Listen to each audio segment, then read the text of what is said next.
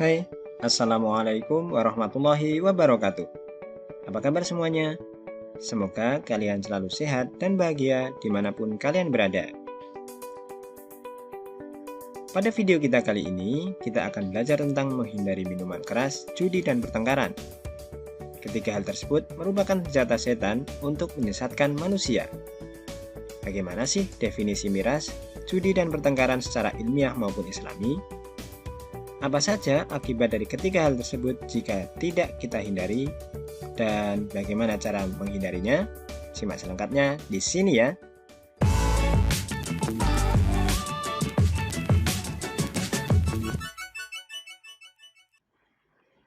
Minuman keras, minuman beralkohol yang mengandung etanol yang dihasilkan dari penyulingan. Etanol atau etil alkohol yang dilambangkan dengan C2H5OH merupakan hasil fermentasi buah yang paling banyak biasanya adalah buah anggur. Kegunaan etanol sendiri diantaranya untuk cairan desinfektan, campuran bahan bakar kendaraan bermotor, pelitur, pelarut parfum, dan bahan bakar lampu spiritus. Sehingga, jika masuk ke dalam tubuh, maka etanol akan menyebabkan kehilangan kesadaran. Dalam Islam, minuman yang mengandung alkohol dan memabukkan maka disebut dengan istilah khamr. Rasulullah Shallallahu Alaihi Wasallam bersabda, "Kullu muskirin khamrun wa kullu khamrin haramun."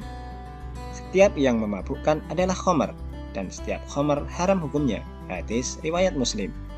Sehingga khamr tidak terbatas pada minuman keras semata, melainkan juga termasuk dalamnya adalah narkotika. Hukum khamr dalam Islam sudah jelas, yaitu haram. Alasan dibalik haramnya khamr diantaranya yang pertama, khamr adalah induk dari segala kejahatan. Barang siapa meminumnya, maka sholatnya tidak diterima selama 40 hari.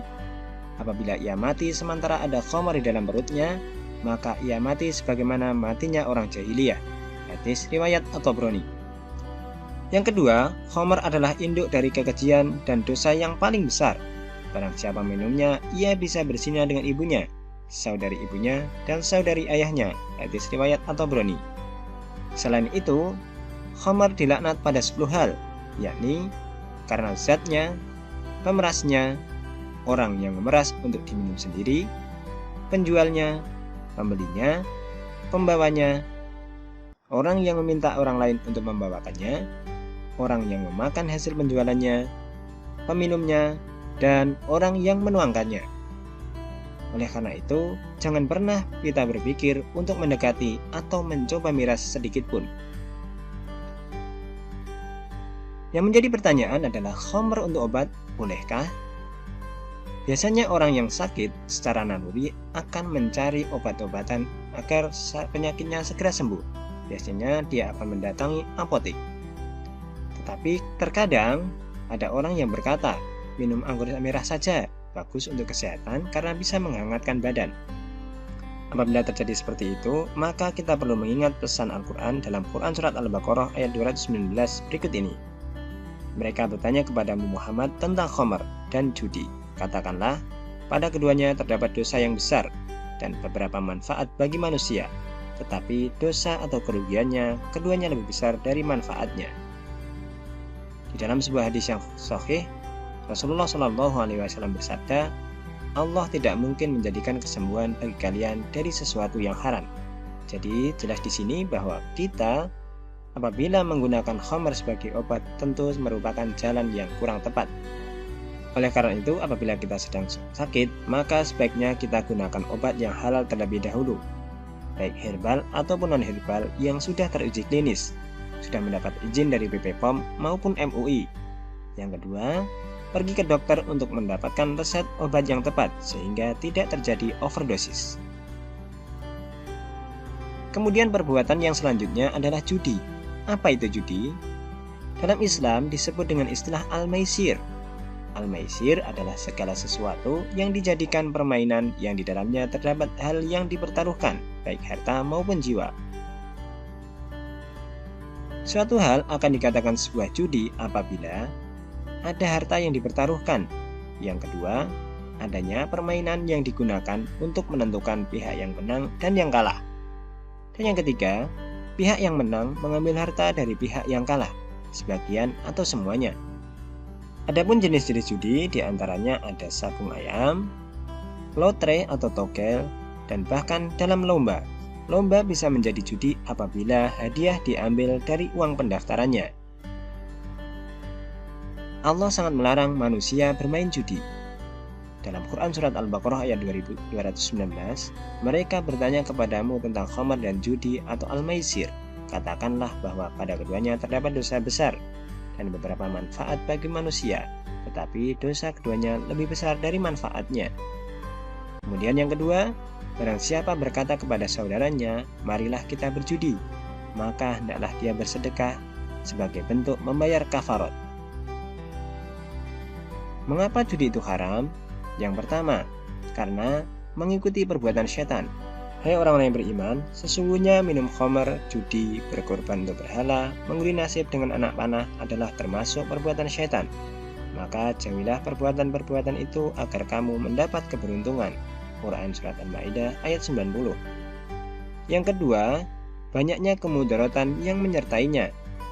Di antaranya, melalaikan dari mengingat Allah, merusak keuangan, merusaknya rumah tangga, menimbulkan pertengkaran, bahkan bisa terjadi pembunuhan.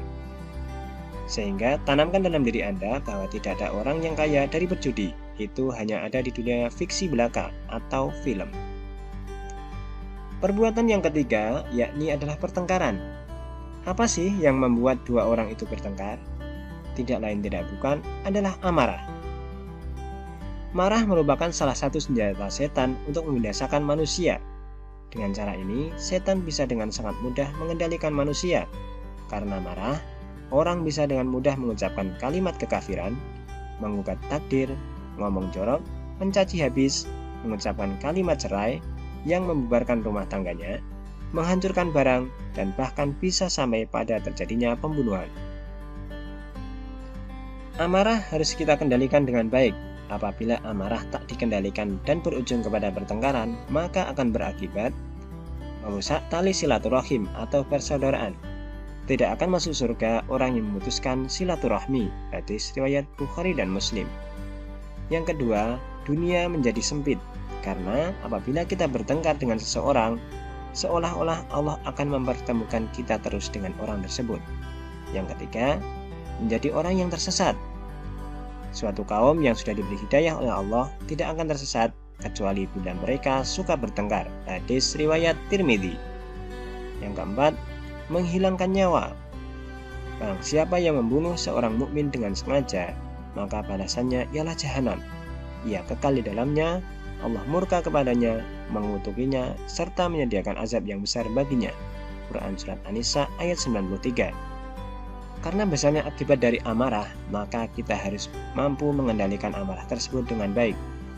Caranya, antara lain, yang pertama meminta perlindungan Allah dengan mengucapkan kalimat ta'awud, yakni a'udzubillahi minasyaitonirrajim. Yang kedua, diam dan jaga lisan.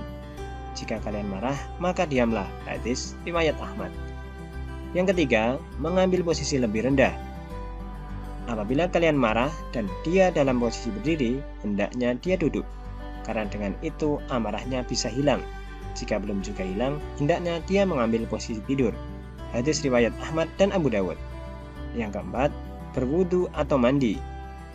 Sesungguhnya marah itu dari setan, dan setan diciptakan dari api, dan api bisa dipadamkan dengan air.